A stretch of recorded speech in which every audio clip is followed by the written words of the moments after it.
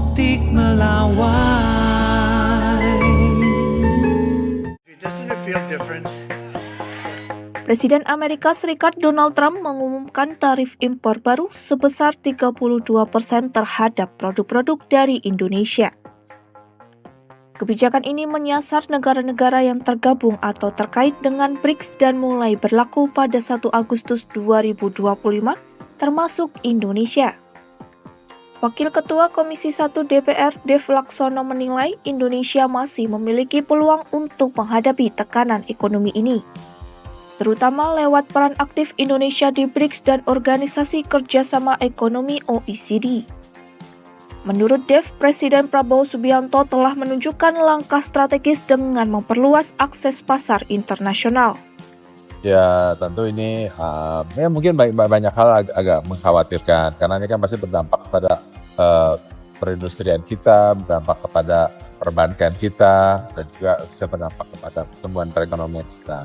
Nah, sekarang Presiden sudah memiliki langkah-langkahnya dengan membangun kerjasama dengan OECD, terus juga dengan BRICS, terus membuka pangsa pasar baru sehingga tidak sepenuhnya kita bergantung pada satu sisi, tapi kita juga bisa memasuki pasar-pasar baru untuk kita bisa mengembangkan.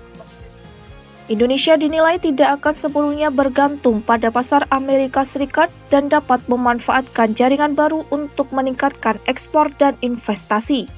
Meski demikian, Dev juga mengatakan masih terbuka ruang untuk negosiasi dengan Amerika Serikat. Mengingat banyak kebutuhan strategis Indonesia seperti energi, pangan, dan alutsista masih mengandalkan produk Amerika Serikat.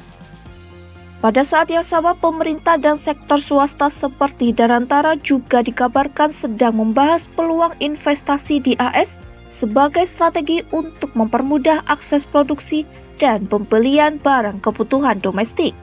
Komisi 1 DPR yakin dengan diplomasi ekonomi yang kuat dan pemanfaatan BRICS, Prabowo memiliki ruang gerak untuk membangun kemandirian dan daya saing baru bagi ekonomi Indonesia.